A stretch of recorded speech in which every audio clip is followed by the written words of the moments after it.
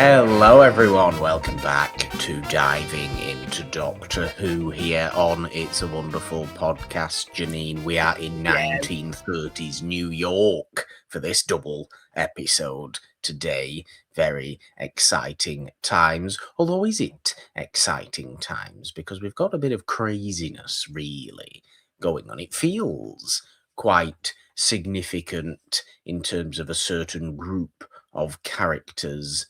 Lore within the realm of Doctor Who. Yep. I feel this episode, and has in the past been thought an interesting story to tackle, but also been thought a little bit of a ridiculous thing to do with a certain group of characters, namely because of how it sort of ends up. All that will be made clear over the course of this episode, and pretty soon, to be honest with you. I'm being purposely vague at the start of today's episode. We are talking episodes 4 and 5 of series 3.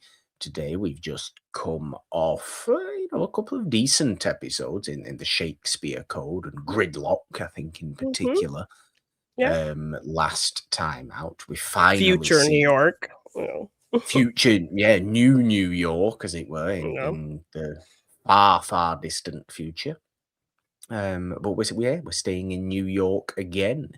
But going back to the building of the Empire State Building in the early 1930s, and who's involved in the building of the Empire State Building, Jeannine? What evil people, not people, well, characters, as you were alluding to. Characters are involved in the building of the Empire State Building. And is it just a bit too soon to be bringing them back after a fairly significant finale at the end of series 2? Obviously, we saw Doomsday and the culmination of the Doctor and Rose arc and everything else at the end of series 2. The war there that happened for a little bit between the Cybermen and the Daleks, and the Daleks were wiped into the void, never to be seen again. How could they possibly get out? Yet 4 episodes later, the Daleks are showing up in 1930s New York. I say the Daleks, a very specific group of Daleks, known, of course, as the Cult of Skaro, which are an interesting little bunch of Daleks, who don't really tend to think like Daleks a great deal. They are a little bit more philosophical than your average Dalek, and want to evolve, want to see the benefits of other species, other races, and combine with them. Combine with them, take on their traits in order to better themselves. It's a very un-Dalek way of thinking. I think. But we met the Cult of Skaro before. We met the Cult of Skaro in the series 2 finale. That's who was leading the Dalek charge there. And they are an interesting bunch, given that they are a little bit more philosophical. They have more going on to them than just exterminate, purity, and kind of, we are the greatest race, and let's be a very obvious allegory for genocidal evil empires and things like that. They're doing science experiments now. They're doing all sorts at the Cult of Skaro in this episode, really. And why are they getting involved in the building of the Empire State Building becomes pretty clear. I mean, obviously, they are still Daleks, so they want to reign supreme, as it were. Still, they're always going to want that, no matter how human a Dalek evolved they try to be. but we obviously see the pitfalls of all this. When does a Dalek not really become a Dalek anymore? And by the end of the second episode of this two-parter, there's a little bit of a Dalek mutiny against the Yeah. Dalek leader, who does end up transforming himself into a little bit of a hybrid creature. And why does it look like that? We'll answer that question as well. Mm, Because they feel like, well, they're losing some of their Dalekness. And I don't know how we feel about that. Ultimately, I think it's a big point of this two-parter. yeah. How do you see the Cult of Skaro, this sort of more philosophical Dalek, and how do you prefer your Daleks? Would you prefer your Daleks to have a bit more personality, I suppose, as the Cult of Skaro do, or do we like them as just that blanket machine, Evil. allegorical evil thing? Yeah, I think it makes them more scary when they're trying to kind of broaden their way of thinking. I think it adds to the if they, think more like people, then it'll be easier for them to rule them and take them over. Yeah, Um, so it's that's interesting. their mindset definitely in this episode. Yes, so them having this added desire to improve and evolve in some way, I think makes them more interesting and more scary. So, I was really kind of into this trajectory for them, this kind of switch up for them. Okay, I mean, as far as the story is concerned, then obviously after we seemingly, threw the Daleks into the void, never to be seen again at the end of Yeah. series two. After only 4 episodes, they're back. Yeah, they're back again. Yeah. Do what do we think about that? Do we feel like it's just a bit? We could have let the Daleks sit a little bit longer. We can bring such a significant villain back for significant things, and this just feels like, well, I mean, could you have set a story in this time using any monster? Yes, you could if you wanted to set a Yeah. story in 1930s New York. Um, Even though it is interesting from a Dalek point of view, are we seeing an over reliance on using Daleks now? Because I think, going back to series one, even Yeah. Daleks are used sparingly to great effect. Yeah, I mean, I think that argument could definitely be made, but I feel like they were used in a way that did give these episodes some huge stakes. Like the action felt huge, the music, everything felt very Yeah. big. Is it because it's So American? Is it because it's a bit American? Does it feel I a bit more guess. respected? But it felt very epic, like a spectacle. So I feel like they were like, "We have Daleks, we have to do something really interesting and really bombastic with them, and not just make it feel like a typical monster of the week." So I feel like they were able to craft, like, the early stages of this episode that felt like that into something that felt like it had some really big stakes. So had they not really done that, I think it would have been a waste, but I think they knew what they were working with and adjusted to that to make these early, even though it was early in the season, make these Okay. episodes feel big. So it worked Okay. for me. I must admit, I kind of like that you're not feeling too No, and over it was more of a Daleked. surprise because I would always expect Daleks to come in later at the near the end of a season. So the fact that they came like very early on, I think was a fun surprise. I was not expecting. So it worked Okay. for me. Okay. I mean, we'll see where your mindset is in later times on diving into Doctor Who as to whether the any stakes or interest or finales even feel cheapened by just the simple expectation that Daleks will be there and Yeah. then Daleks are there. Like, Yeah. kind of, do you understand what I'm saying about that? Yeah. Like, do Yeah. you think you're going to expect something? So when it does happen, it's just kind of like, oh, yeah, well, that Oh, was always going to again. happen. So, Yeah. Yeah, there's a chance that it's gonna feel a little bit played out if they come back very soon again. Like, I wanna kind of forget Okay. about them, and then they come back. Okay. So, yeah. Okay. Well, I hope that does happen for the Daleks' sake. Of course, we do Yeah, we do like the Daleks yeah. generally. I think on diving into Doctor Who as a villain, obviously we Mhm. find them quite hilarious. Although there's a Yeah. distinct lack of pettiness from the Cult of Skaro. They Yeah. take themselves too seriously, don't they? They Yeah. they they're far too They're not serious. as There's no sassy and screaming. There's fun no as the shaking Yeah, about, going, yeah. "What? What do you say? I don't like this." There's none of that with Yeah. the Cult of Skaro. And Yeah. that's something that is lost in this particular Dalek Yeah, two-parter. I'll I'll give agree a with quick that. synopsis of Okay. our first episode today, which is titled Daleks in Manhattan. I think we're going to talk about this Yeah, story kind of as one, really, because yeah, it's a distinct two-parter.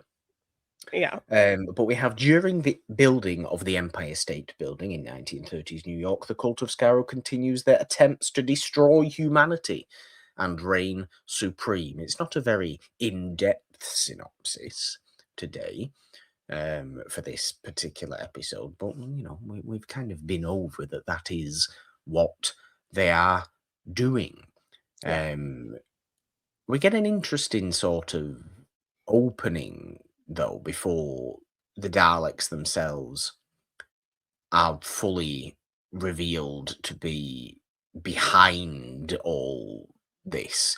And we feel like the villains might be these strange pig creatures that yeah. are Lurking around. lurking in the sewers of New York. We're not Yeah. not in the world of the Ninja Turtles now. We're not talking about No. the Ninja Turtles in the sewers of New Yeah, York. We're talking about weird pig creatures, yeah. almost like that one character from the Ninja Oh, Turtles, yeah. I can't remember if it's pig Bebop or creature. Rocksteady. I can't remember which one's the One of pig and them's a which one's the pig. rhino.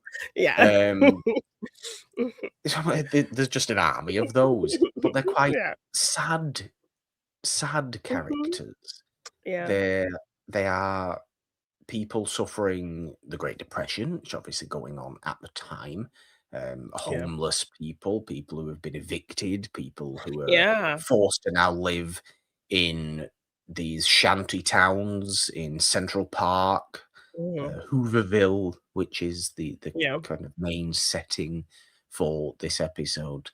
They're being taken in the night by a mysterious entity. Ultimately, it's Yeah. obviously the Daleks are behind it, Yes, but or they're being being recruited to experimented work. on. Yes, or Yeah, to get the pig people and stuff. Yeah, they yeah, recruit people. "Hey, we're hiring for this job to work on the Empire State Building," and they'll take that yeah, job out of desperation, and then we never see them yeah. again. Essentially transforming them into pig slaves, as it Slaves, were, yeah, for the Daleks, and yeah, we get our sort of, I suppose, POV character in that mindset, the boyfriend of a Broadway performer by the name of yeah. Tallulah. Tallulah. Um, Yeah. of course, she's called Tallulah because it's New York in the 30s, Yes, and and she's this is a talking British show she's trying to be talking like American. this. She Yeah. really is. I mean, it's the Yeah. most. I will. I mean, I should ask the question as well. What we think of the Americanization of this particular episode as well, because I don't know if we think about this a great deal, because obviously when we are going back to history in Doctor Who, it's often, if it's not wider European, it's mainly British history that Yes, we're going yeah. back to. Yes, okay, we can go here, there, and everywhere, and we have gone here, there, and Mhm. everywhere in Doctor Who's ridiculously long run. Yeah. But I feel like when we're going back to this time, we're making everything feel a bit too Bugsy Malone. I think, aren't we? Yeah, yeah, it's a little exaggerated, but it's like, I think over here we're guilty of that with British things. I recently watched Yeah, one of my favorite reaction channels. I watched them watch Independence Day, and of course, the part when they get to the British people, the British military, Yeah. and they're like, "By Jove, they've bloody cracked it!" Like, it's Yes. just like, oh my god, this is so over the top British, using the British terminology in like such a like overt way like that. So I'm like, we're both guilty of it, and I think this was what was happening here. We have characters coming that are from other southern states, so they're just talking with generic southern accents, Yes. and a Yes. particular character putting on a southern accent, and then we get our Yes. like our New York long draw kind of, you know, what are you Fun doing? accents. Of course they Yeah. are. They're fun accents to do. They're fun accents to hear. And obviously, Yeah. this is still Doctor Who, so don't take it too seriously. It's not Yes. trying, even in a story like this that is philosophically interesting from a sort of scientific species evolution sense. And, you Yeah. know, if you're interested in Daleks themselves and this particular group of Daleks, Yeah. it's interesting as an episode in that regard. I don't necessarily think as a two-parter it is top tier, Mm-mm. quality, memorability, impact, as far as, kind of cultural impact goes. We've certainly got some of those episodes coming up in the later Okay. half of this Yeah. series, these sort of culturally impactful Yeah. Doctor Who episodes, these massively loved episodes of Doctor Who, and as far as, multi-part stories go as well, Mhm. very, very significant ones. I don't necessarily think this is that. I do think this is a great concept, though, Yeah. of a Mhm. story. Whether it's actually fully executed the best it could have possibly been, I don't necessarily think it is, this evolution of the Daleks No. two-parter. But conceptually, it is very interesting. It almost requires more time, I think, Yeah. to get properly into. There's elements of it that feel rushed. You'll notice that we haven't even mentioned the Doctor or Martha yet in Yeah. this episode. And I don't think that is, that's unfounded, because what great deal are the Doctor and Martha even doing in this two-parter? They don't seem to really do a great deal or have that much impact on anything else that's going on. The narrative is kind of left to the Cult of Skaro Daleks Yeah, themselves, and their plot. to Yeah. their plot, to evolve, to Mhm. experiment, to ultimately, by the end of the first episode, create this hybrid human Dalek, Mhm.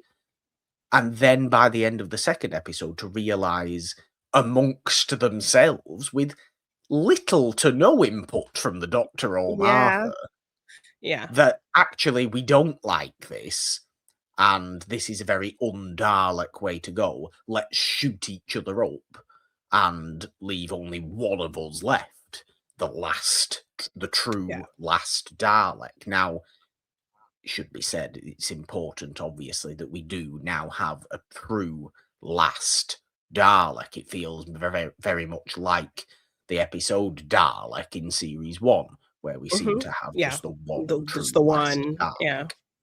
Yeah. Dalek Khan, who is the only Dalek to survive this two-parter. And Dalek Khan will come back and become Oh, very I'm sure. interesting, because he goes off in the sort of temporal shift, or whatever it's rift, or whatever it's called, and messes his own mind up, basically, Okay. um, through yeah, he breaks himself, Dalek Khan, and by the Okay. time he does return, he is a sort of babbling mess of a Yeah. being. Um, it's very interesting, though. You've not seen a Dalek. You won't see a Dalek quite like Dalek Khan the next time he does show up. And yes, okay, it's not for a little while, definitely, but Yeah. it is very interesting, the kind of character he becomes, I suppose, is almost Yeah. this sort of all-seeing psychic Dalek in a sort of way. Yeah. Okay. But I'm jumping around.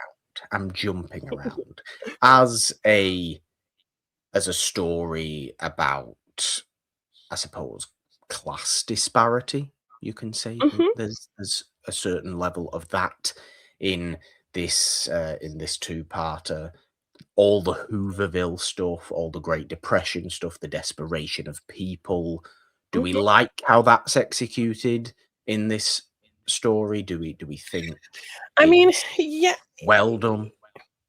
Yeah, I think it plays into making this feel a bit like a historical episode in delving into that and then putting that Doctor Who twist on it. So I think all of that really works, and it's a good through line into like why these men would be kind of get involved in this. This is how the Daleks like manipulate this situation to help benefit their, whole plan. So Yeah. I liked the way they worked kind of a real world kind of historical thing into this bigger Doctor Who style plot. So I think that worked.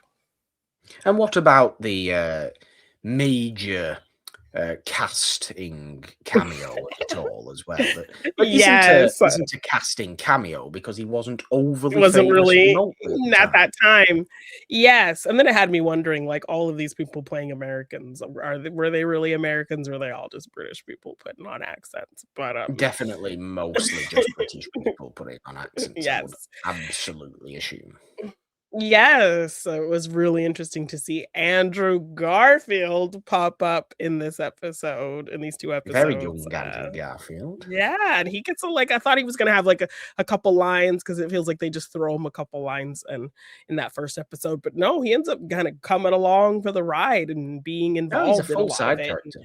Yes, and has a whole little moment, some moments with our two leads. So yeah, I was very surprised to see him, and yeah, he's putting on his little southern accent, like a old country boy moving to the big city kind of energy. I mean, does that Um, work for you? Because Andrew Garfield has been known to do fairly decent accent work in his yes, I American mean, he characters. did something similar like that in the movie Hacksaw Ridge, where he was like this Ah, war medic, and so he's like and so it was kind of this running joke when after I saw it with my friend because his whole thing was like he was known like they made this movie about him because he was this war medic who kept going back and getting people yeah, despite everything going on. And so his every time he would do that, he would say, "Help me get one more," because he's like asking the Lord because he's very religious. yes. So you hear him say, "Help me get one more," like 20 times in the southern accent. So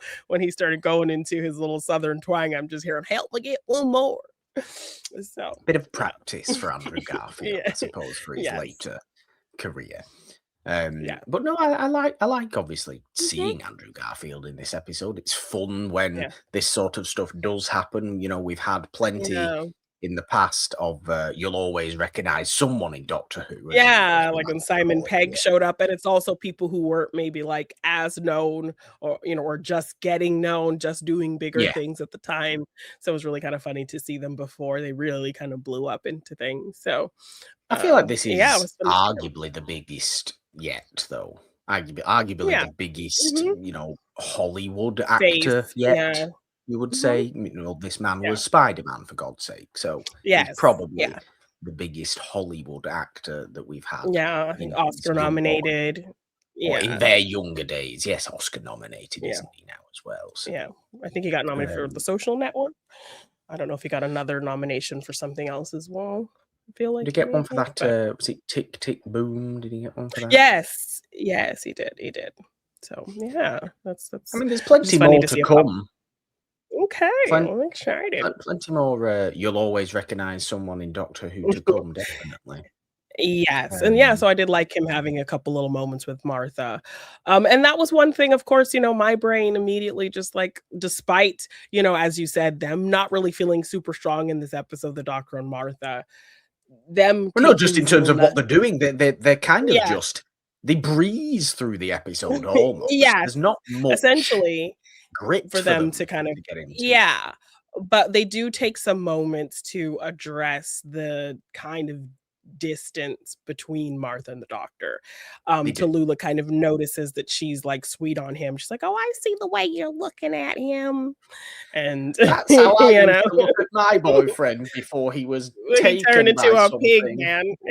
Yeah, turned to pig people. But yeah, she because in the beginning of the episode we see like her having this whole cute little thing with her boyfriend, and then when she goes on stage, he gets taken away, and we don't see him Yes. again. So she just thinks he's missing. So yeah, she's kind of comparing how Martha's looking at the doctor to how she looks at her boyfriend, and Martha really coming to this sad realization that like there'll be moments when I do something and he's looking at me, but he doesn't really see me, or he doesn't I don't feel like he is like trying to really know me, because you know he's still in his little grieving process. So yeah, it is really I can imagine how frustrating that would be for her in this scenario, kind of feeling these things. This man is really exciting her and opening up her world, and her being this medical, like really logical, technical person being Yeah. opened up to her curiosity being um you know, fed in such an interesting way by this really interesting man who's kissed her what like twice now. So I can Yeah, understand through her. through necessary reasons, Yes, not through yeah, romantic reasons. exactly. But you know, I'm just a girl who, you know, who's getting Yes. kissed by a boy who's Yeah. showing me a whole new world like Aladdin. Who And looks like David Tennant from 20 years ago. exactly. So, I mean, I would struggle to like not have feelings or, you know, want more from that. And him just kind of in this grieving state, and her doing everything to like be a good partner to him and help out and make herself of use, and really impressing him, but him really still feeling like he doesn't quite see her. So that Yeah. was just like I loved that the episode took a little beat to kind of address those feelings, and address Do you her feel like we're in a mindset. good place with that, as in a kind of arc Yeah. goes? Do you feel like Yes. it's necessary that we're now addressing it, but you don't maybe feel like it's going on too long now, and for God's sake, Doctor, just Just get actually be over a it. friend to Martha? Yes, I feel like the pace is fine with it. I don't want them Okay. to rush it, and I like that the show is constantly addressing it, it's particularly with everything going on. Like I said, these episodes, while I don't think it's going to be the biggest thing I see this season, did feel very, you know, epic. Um, but still making room for that little nugget of information of just her mindset Yeah. and how she's feeling this distance, and it's making her kind of sad. So, and her trying to kind of be understanding of his mindset as well and kind of giving him room. So, I really like exploring that dynamic even in just these little easy ways, just to remind us that, you know, what the doctor's headspace looks like, what Martha's headspace looks like, and just kind of checking in with that because of course, you know, as I've mentioned, that's like my favorite part of, you know, Yeah. that relationship is that kind of care that comes out of that, and this love that's not, you know, that teases a romantic quality but doesn't push it to a degree that feels cheap. And so I'm just like getting excited. You know, it's like Dawson's Creek waiting for, you know, Pacey and Joey to get together or Dawson and Joey to get together. Yeah. So, you know, I'm loving kind of the build of that and the moments of getting there. So, Are and you I'm suggesting hoping. in that sense I'm then? so yeah. Are you suggesting in that sense then that you believe the, I suppose, end point of the arc for the Doctor and Martha is similar to the end point of Rose and the Doctor's I story? well, I think based off of things you've kind of teased, I think I'll be disappointed that it won't get there, but I'm just kind of trying to enjoy the hope that it might, and I'll at least respect it if like if it doesn't get there and then, you know, her time is done, that we'll see that regret from the doctor for not, you know, I'll appreciate at least maybe him coming to realization that he didn't get there, that he didn't allow Okay. himself to get there. But I'm right now I'm sitting in the hopeful spot that it does at least Okay. get there. If that We're makes in an sense. interesting Well, it really does. I think it's interesting and right to bring this sort of thought up at this point in this story, in this season. I think it makes sense that you are where you're at. I like that. I don't think this is entirely true. I'm going to maybe say a bold statement here, but I like that you seem to have gotten past Rose now. I like that you have fully embraced Martha as Embrace the Martha. current Yeah, one. she's You're great. not the one Yeah. grieving over the loss of Rose. You're Yeah. But perfectly I happy like that that he Rose's is. story Yes. has now Eh, ended and we yes. can move on. Yes. But I like that he's still in a state about her. And that's kind of enough that I need, that like this Rose was clearly impactful. We haven't forgotten her because he's clearly still in a weird place about missing her and not being able to fully embrace somebody else. So I like that he hasn't quite moved on from that, because it's still showing us the significance of that relationship. So that's enough for me that I can kind of Okay. move How forward with Martha. long before it gets annoying and you are just saying, I mean, come on now? if by the end of this series, like, he's like this, like, I will give him maybe the next set of episodes, like another 2 episodes, Okay. and then the 2 after that, he better be like opening up and embracing this woman for the amazing woman that she is. I mean, very funny you should say that, given what the next, not the next 2 episodes, but the 2 episodes after that, given exactly what they are, people Oh. will know. Very funny you should say that. Maybe Okay. not in a positive, I'd like to also point out. Just in the sense that the Doctor may be opening himself up in an interesting way in the in the next two-parter of the series. I'll say in the next two-parter of the series, the Doctor may be opening himself up in a very, very interesting way. But not in that way. Not in that way. Boo. But it's interesting. No, I don't think you'll be booing though. I really don't think you'll be booing. I'm trying to be vague I about don't it. like this. And I know that my vagueness often, when it comes to trying to tease things to come in diving into Doctor Who, It can just be a makes it little more bit annoying confusing. occasionally. Ugh. Yes, I don't like it. I don't like it. I just want him to see her. I want her to feel You seen. get I don't like it. you get a side of the Doctor in the next two-parter of series 3 that you never get again. You never get again. Is massively, massively interesting and completely unique and phenomenally told. So it's really, I 100% believe you're going to enjoy thoroughly the next two-parter. I don't see how, knowing you couldn't. I really don't see how you couldn't. But it's not that. It's not. Okay. Boo. All Um, right. We'll see it's very then. interesting. It is very, very interesting. Ugh. But getting back to the plot at hand, I also do agree with you. I think the sort of class disparity is dealt with reasonably well in Mhm. this two-parter. Aside from the scientific Dalek side of things, do I feel like we could have sat more time in this world and seen The more thoroughly Hooverville what and all was that. going on? Mhm. Sure, it kind of reminds me of the fact that classic Who takes, is a more serialized format. It takes 6, sometimes 8 episodes to tell one Mhm. story and things like that. And I feel like something like this could have benefited from that serialized format, as opposed to obviously what we get in modern Doctor Who, which is far more typical of a 21st century television show. Yeah. With, yes, okay, the odd two-parter, but episodic essentially. Yeah. Um, I do feel like that is another element that could have benefited with more time.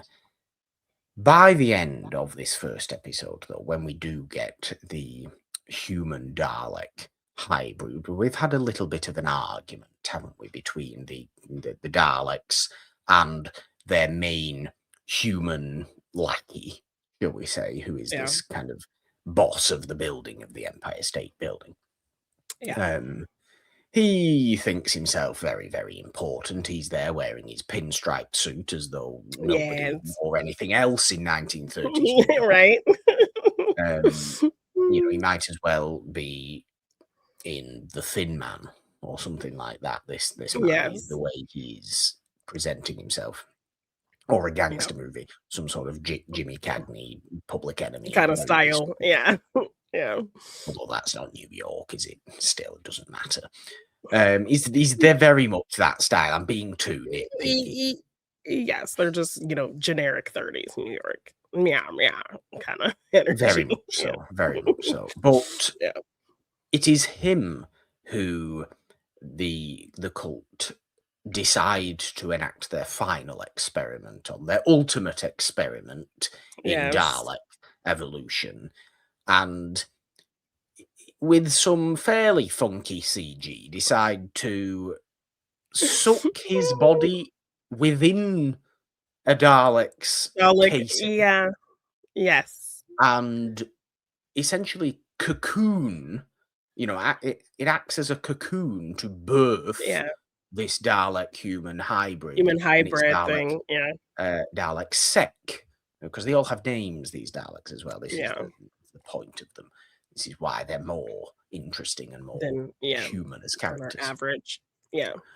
It is Dalek Sec, the leader, seemingly, of the Cult of Skaro, who decides to have himself be the ultimate experiment and take on this human body form and become a Dalek human hybrid. And I'll ask the question again that I asked at the beginning of the episode, Jeannine. Why does it look like that? And how different could it have looked? I mean, we know what a Dalek looks like within its shell. We know it's this just globby, clunky, not clunky, globby, sort of sloppy, floppy alien thing with just one eye and a load of tentacles in wiring. We know it's that. Why does it turn into some sort of squid brain? Yeah, because it's like a man body, and then it's just like a little short, stubby tentacle head thing with one big eye. It's very strange looking. It's very close to a cyclops. It's like a cyclops, but with head tentacles. Tentacles, like little tiny ones. But just why it has the full body of the man, I don't quite know why it has the full body of the man. That's what makes it the human part, I guess. It's very strange. It's a strange look, and it's an even weirder voice. Now, this is something that does put me off about this Dalek evolution. As I said, conceptually, I think evolving Daleks is an interesting thing. Interesting concept. I don't think we can spend the whole of Doctor Who with the Daleks as just as they are, from the 60s. I don't think we can just spend that time as that. But what do we love most about the Daleks in terms of how they talk? How they talk. They're shaky, kind of quivering. Like whiny temper tantrum. So good. Not only has the speech cadence gone, the speech tone gone, but the speech patterns have even gone. Everything is just gone. And they're not even talking like the guy used to talk either. They're doing some sort of strange, almost fishy sort of way of speaking. Where they're talking a lot with the tongue, it seems, and everything is quite like garbled. this. And I'm going to talk. I'm now a Dalek human. Speak like a Dalek or a human. You're trying to do both, and it doesn't work. Just please keep speaking like a Dalek. Yeah, it's like a snaky kind of thing, as opposed to like a It's snaky, not fishy. I don't know what I was talking about. It's very snaky. They're speaking like Yeah. Car from the Jungle Book with a lot of lisp. Yes. Yeah. It's And not great. I don't like it at yes. all. Especially since now this is the one that they say they need to take orders from. Like, you want there Yes, to and this be is the this kind human, of but he's sharp speaking in this command. strange way. Yeah. Yeah, it I doesn't quite work. understand I understand that the vocal patterns of the Daleks come from the fact they're in a metallic body. I get Yeah. that. Okay. But I feel like even when we hear Daleks outside of their cage, when they open themselves up and Mhm. are speaking Yeah. as just the alien entity, their speech pattern is quite the same. It's that interesting sort of almost slow, Yeah. very labored way of speaking. I feel like the Mhm. Daleks Yeah. tend to use when Like, they're just in forcing out their each alien word. form. Yeah. But Yeah. turning the speech into some sort of snake way, whilst trying to keep some semblance of a New York accent, is Yeah. really weird. It's I doing too don't think they much. They get the should have just balance tried to right. keep. Yes, and the look is already kinda weird, so, I think they should have kept one thing that felt very purely Dalek, so it would be more believable that this was some kind of evolutionary hybrid thing, but, Yeah. I don't know if I was I feeling that. mean, So, when they do ultimately say, "We're not listening to you anymore, you're weird," like, I get it. yeah. I mean, the reveal of Dalek Sec as the evolution, that as the hybrid, is the Yeah. end of the first part. It's the cliffhanger of the Yes. first part. So if we Yeah. if we can move a little bit into talking with more, Mm, somewhat more focus about the yeah. fifth episode, evolution of the Daleks, and Yeah. essentially what is going on here is the ultimate mutiny of the rest of the Yeah. Cult of Skaro towards Dalek Sec, who is now becoming far too philosophical even for these other Yes, far philosophical too. Daleks. Yes, and far too emotional as well, because we see them Far kind of too emotional. have a moment of showing mercy that doesn't align Yeah. with kind of what they want, so they ultimately reject him as leader. It's almost as though, wait, what are we doing as Daleks? We shouldn't That's be doing not this. right, yes, This is but then not it's like you right. wanted What to do you mean evolve, this is and not you right? wanted to Are you combine not with talking? humans, Yes. like, what did you Are we expect? not doing this for the survival of the Dalek race? Are we not evolving for our own benefit? No, but what about the humans? Essentially, the rest of the Daleks are going, F the humans, Dalek Sec. We're not doing this for them. We're doing this for us. You're doing it for You're now us, you're thinking doing like a yes, human. You you're not need to be getting it. exterminated. Exterminate. Let's exterminate our own leader. Yeah, yeah, And they why do we missed have a the point of leader in the first place? I still don't really get why Daleks they have don't a really leader need in the one. first place, because Yeah. there shouldn't be a hierarchical system for Daleks. I No, don't because they all have understand. the same agenda. So it's like they just need to This all, is. I don't get why the Cybermen needed a leader either, because the yeah, Cybermen, even more so, are all emotionless very yeah, robotic exactly. beings. Yeah. The Daleks do have emotions because we see them obviously get angry all the time. Yes, but they Um, all get equally angry. There's not like any kind of dissent that ever really happens, but or now there chance is. of Now a there is. switch of feelings. But now that they've integrated a human element, yes, they're gonna have those feelings, which then ultimately plays into how they're defeated essentially. Well, except Yeah. the one that gets away.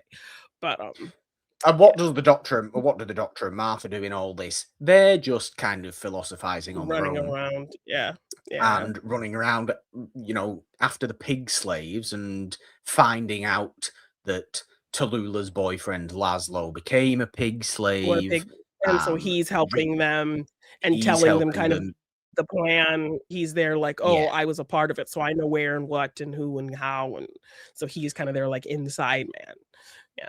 they reintroduce him and Tallulah together, and it's somewhat of an emotional scene, to be honest Yeah, with you. I'll give them that for making that kind of reintroduction scene yeah, at least emotional. work effectively emotionally Mhm, well.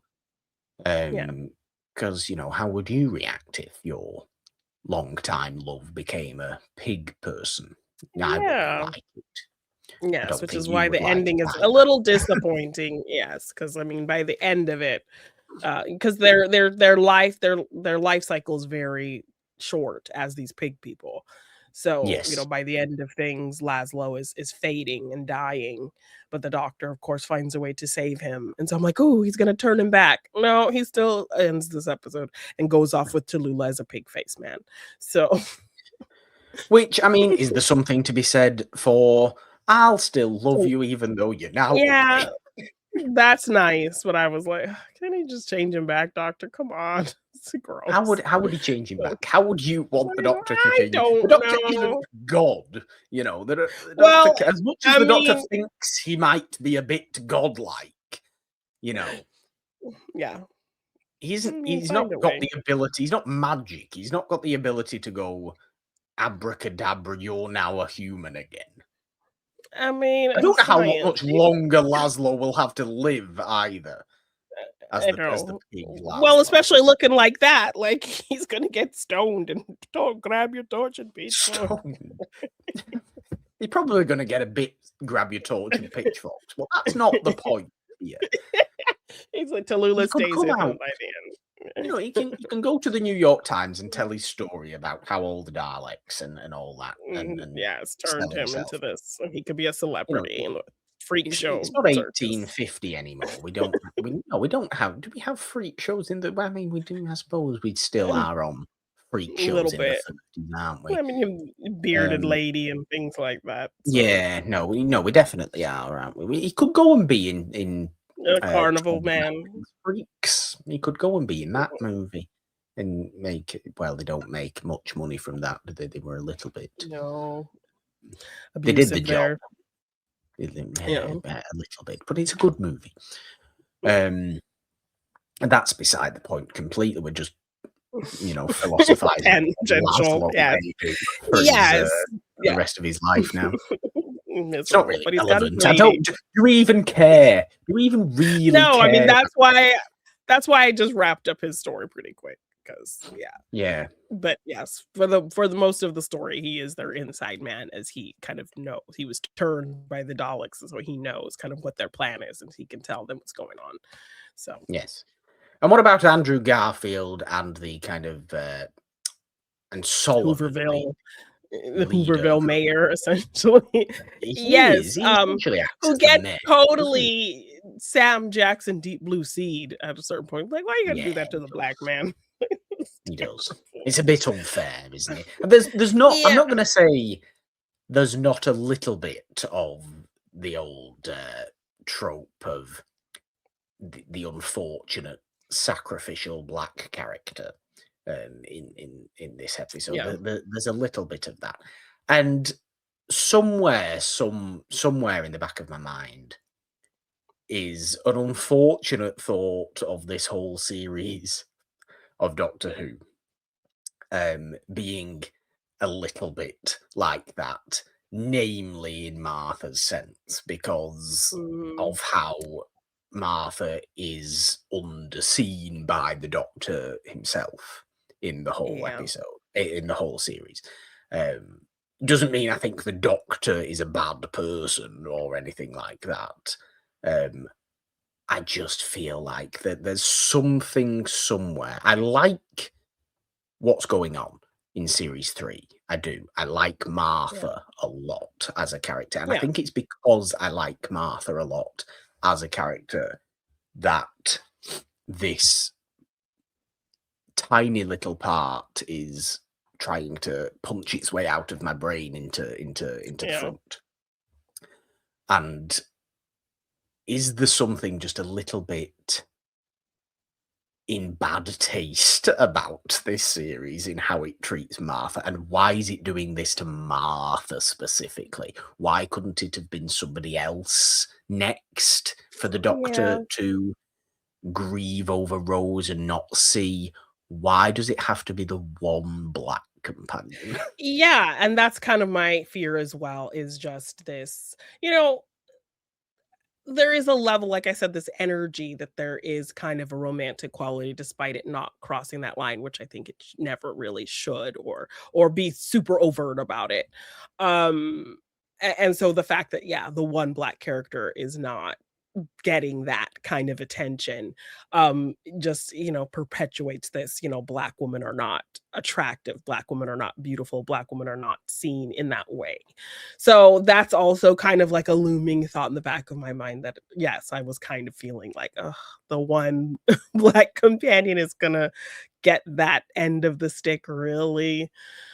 I think it's Okay. important that we bring it up. I don't think Yes. this is the intention of the series. No, no, because I think they are not shying away from the fact that she is black. Like, I think No, they address definitely it, not. and they don't ignore it, and I'm glad that you've told me that she was well received, so there wasn't any kind of, backlash or, hate Not that I or, can recall. I was a child at the time, so so you I wouldn't don't. be, yeah, yeah, I wouldn't have fully known. I just kind of, I know me in watching Doctor Who at this time as it was coming out, just went, okay, yeah, new companion, great.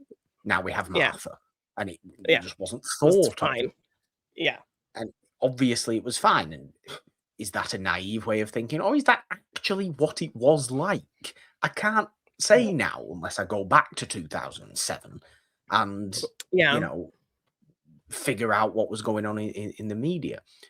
People did really like Rose, but I feel like Rose's story ended in an emotionally satisfying way, a tragic way, sure, but a kind of closure of way. There was definite closure there. There wasn't anybody there thinking, "Oh well, we could continue with Rose." We couldn't. Look how the story played out. We couldn't do that, so we have to move on yeah, anyway. yeah, And it's Doctor who anybody with any sense realizes that Doctor Who historically is it's hardly a kind of closed off, narrow minded show, is it? It's a yeah, constantly progressive, sort of fairly liberal show yeah, since its inception. I think we all have to remember that its original producer was a woman in the early 60s, and its original director was an Indian man. yeah, So, in the early 60s. So, for the yeah. BBC, this is as well the most British, white British thing you can possibly ever think of. But Yeah. people won't have you believe that now, obviously, and people can think what they want to think about the BBC. I'm not having that argument today.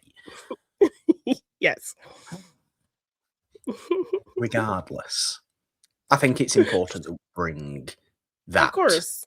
Yeah. little niggling thought up, Yeah. because it's relevant. I don't Mhm. think it is intentional for the series to do that. I think Martha is there as just an interesting, different type of companion.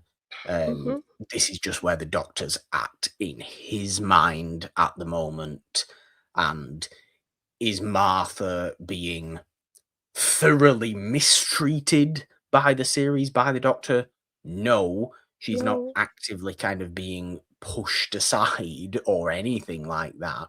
She's Yeah. very much her own active character, and certainly as we keep going on with this series, that's only more and more so. And as Martha's story in the wider Doctor Who, she is a very, very active character. I think I've always said I think you will like where Martha ends up as a Yeah. character, and what she stands for, what she believes in, what her purpose becomes almost. Um, because, as I'm sure you well know, we return to Donna as a companion from the Runaway Bride. Yes. Um, next, after Oh, Martha, as it were. okay. So we do get that. But as far as the culmination of the evolution of the Daleks go, how are we feeling about the whole big final? debate, as it were, the little bit of shooty that we get with the Daleks and the mutiny itself, and where the Doctor and Martha do end up in their thought process on the Daleks. Because we must admit, we must say as well, this is actually the first time Martha has ever seen Daleks, and I don't think that's brought up phenomenally well, to be honest. No, not like it was with Rose when the Doctor was like, "Oh, that my was God, a huge Dalek." Yes, and seeing him get into this rage. Please don't touch the Dalek. No, and then she's the Dalek. Exactly. And seeing the Doctor in this very rageful kind of state, and her being so impactful on this kind of bridging the gap between her and her having that moment with the Dalek as well, outside of its casing and all of that. So she was had a very impactful moment with the Daleks, whereas Martha didn't quite. Nobody else gets that. I don't recall any other future companion getting that level, this much of a connection. Here is a Dalek. This is dangerous. Please don't go anywhere. Stay away from it. Yes. But yeah, I think I liked seeing that their failure come in the sense of them thinking they're doing something smart in trying to fuse with humanity in this way, and it completely backfires. And it especially backfires because the Doctor kind of messes with the current that is going into these things and going into them. That his empathy building, isn't it, and putting the little mask thing that's on top of it. And so his empathy gets fused into these creations, and so they're able to fight back and have this level of, you know, defiance and autonomy that they were not expecting. So I love that ultimately ends up, this human quality ends up being the downfall of them, when they were kind of injecting it to feel like they were having, you know, one-upping the human race and the Doctor. So I like how it's turned on them in that sense. You know what I would have liked to happen? I would have liked the Empire State Building, obviously, to be completed. In this episode, the top mast to be put on, as it is in this episode, the Doctor fiddling about with it, sure, but the Daleks just to hang around just long enough so that King Kong could come and swing on it and fight it. Oh my gosh, that'd be perfect. That would have been pretty perfect, I think. The Daleks wouldn't know what to do with that. They'd be very confused. What's going on? Exterminate, just shooting, exterminate, just shooting at it. That huge giant creature climbing up the building. What's going on? Well, they're just inside arguing amongst each other about how. Well, they'd fly out there and be flying around with the plane, like shooting at it. Yes, it's actually exterminate. Planes, was it? It was the Daleks. We could get that at the end of King Kong when.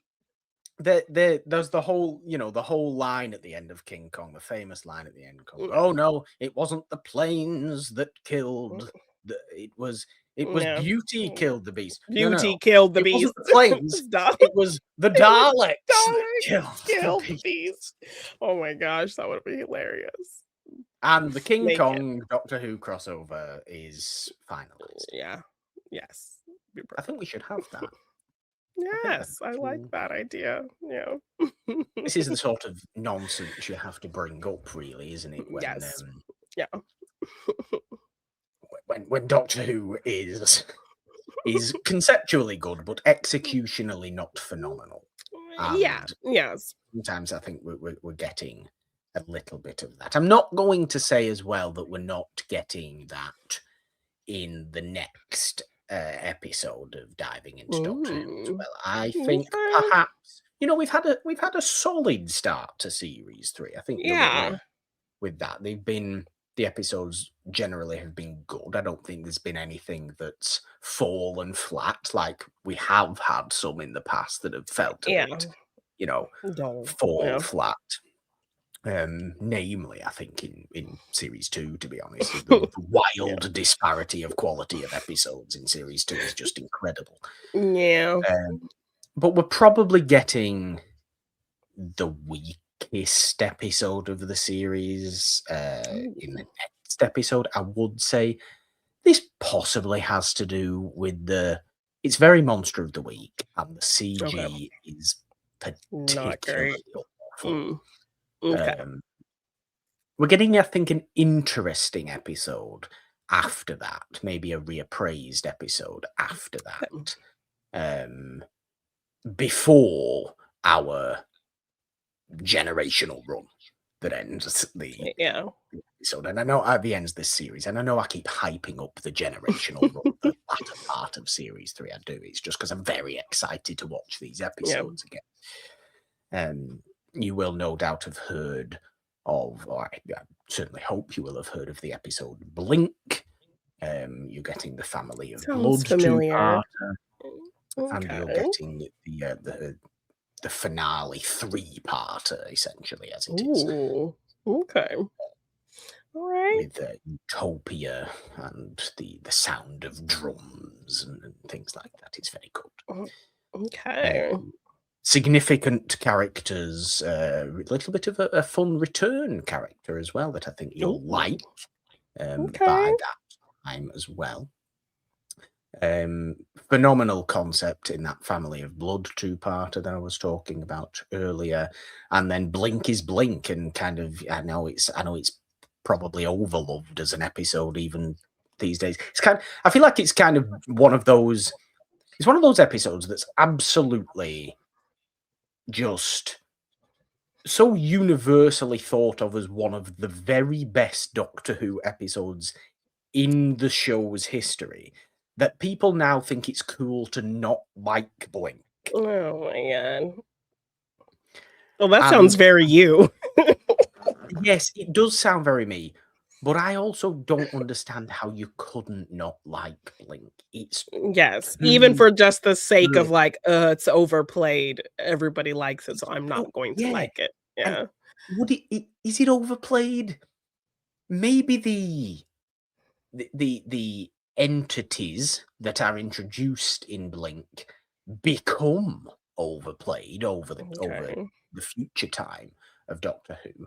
Maybe that is the case, but this as a one and done episode is just the tightest, most wonderfully presented, terrifying, phenomenally conceptual episode you could wish for, and it's so good. It's everything you want from Doctor Who. It's scary, it's sci-fi, it's timey. It's actually where timey-wimey wibbledy-wobbledy comes from. So that, the phrase that people use when they think about Doctor Who, it does physically come from that episode. So we'll be getting there in a couple of episodes' time on diving into Doctor Who, but we will have the Lazarus Experiment and 42, I believe, coming next on diving into Doctor Who, following this Evolution of the Daleks 2-parter. I'm just going to confirm that is the actual. It is, yes, that is the actual going of things. We're actually getting that Family of Blood 2-parter before Blink as well, by the way. So Blink isn't coming in 2 episodes' time. Blink It'll be a little bit. 3 episodes' time. Okay. But we'll get there, won't we? We'll get there. People like Blink. People like the Family of Blood 2-parter. I've said before as well. You'll like the Family of Blood 2-parter. It's very interesting, and it's also very scary. And it's definitely another installment of You'll Always Recognise Someone from Doctor Who. Okay. That we definitely got with Mr. Andrew Garfield in today's episode. But exciting time. Good stuff. Yes, I'm excited. With series 3 here. Will the Doctor and Martha further develop their relationship and actually become nice to each other? Well, they are nice to each other, aren't they? I suppose they do. There's a bit of kind of hugging, thank God you're here in these episodes that I think we do like. Yes. But what we do get actually in the next episode is a return to Martha's family. Yes. Present day again. So, Lady Danbury's back at Jorando as Martha. And it's nice to see them return because is the family side of Rose as a companion was very well delved into. Established. Jackie and Yeah. Mickey and even Pete to a degree. Yeah. So it's nice to See her return to family Martha's stuff. family, Yeah. even though they're not as well established as Jackie and Mickey were. But they also don't get as much time or dedication as Jackie and Mickey do. There's not as Okay. much. There's other things to focus Going on. on. Yeah. Okay. It feels as though Rose comes alongside Jackie and Mickey to a degree, and Martha is on her own, but she also has a family there that are there. Okay. There's no traveling that Martha's family do, for example, like Jackie and Mickey thoroughly do. And even Pete kind of does a little bit, doesn't he, by the end of series 2, in that parallel Pete form, Yes. as we refer to it as. But after the end of all that waffling, there we go, I think, for this episode of diving into Doctor Who on Daleks in Manhattan and evolution of the Daleks. No more will we be into strange, over the top New York gangster from the 30s Bugsy Malone speech. We're returning to speech that sounds like it was actually real and not some sort of strange children. Put on. Yeah. But no Andrew Garfield either. That's it for Andrew Aw, Garfield for Doctor Who. So boo. no more Andrew Garfield, which I suppose is sad to Yeah. a degree. Nice Of to see. course, this is not the only show we have on the It's a Wonderful podcast feed. This is one of our TV-based shows. It alternates every week with Discovering Dawson's Creek, of course, which is also very exciting times. On a Monday, Morgan Hasn't Seen is there on Wednesdays, currently in a Tom Cruise series for July. And over on the main show, we are in a Doomsday movies series, celebrating old movies every Friday over there. Do subscribe wherever you are listening to today's episode, or indeed if you are watching, do subscribe and ding your notification bell on the It's a Wonderful Podcast YouTube channel. But find us on all major podcast platforms. Leave your comments on Spotify, rate, review, like and share wherever else you may be, Apple or Amazon or any such other place. And if you would like to support us on Patreon or donate in any way, you can find the links to do that in the description of today's episode, or find us on and across all the social medias on the app formerly known as Twitter and on Blue Sky at It's a Wonderful One. Find me on the app formerly known as Twitter at the Purple Dome with the 3 instead of the E in the because, Jeannine. 3 is a magic number. On Instagram, TikTok, and Blue Sky at the Purple Dawn. All your Dalek evolutions are where? You can find me at Jeannine __ on Twitter, Jeannine on Instagram, TikTok, and Blue Sky. And if you want to get any merch for any of our shows, just check the description for the link or search G9 Design on tpublic.com. And unless you have anything else to bring up about the Daleks, Doctor Who, this episode, or your thoughts at this time on what we may have going forward, because I keep hyping it up too much. Yes, a little too much. Do you have anything else, or is it just that? Am I just overhyping it? I don't know. I'll see when we get there, I guess. I mean, we can ask that question when we do get there, I suppose. Yeah. And it'll be interesting if you say, no, you weren't, because I think that would be... The hype that's is what real. I'm looking for. I'm looking for the hype is real, to be honest with you. But the last time for a little while, from what I can recall as well, I think we must end this episode with a nice Dalek countdown. So you always make me do the Dalek. Yes, because you do it way better. Yes, you're very good at Dalek voice. Even though the Cult of Skaro aren't fun in terms of pettiness or aggro that Daleks usually are, it's still justifiable to do a nice Dalek voice. So, 3, 2, One, we are the Cult of Skaro. We don't like humans, but want to be them for some reason, so end up killing ourselves. Bye!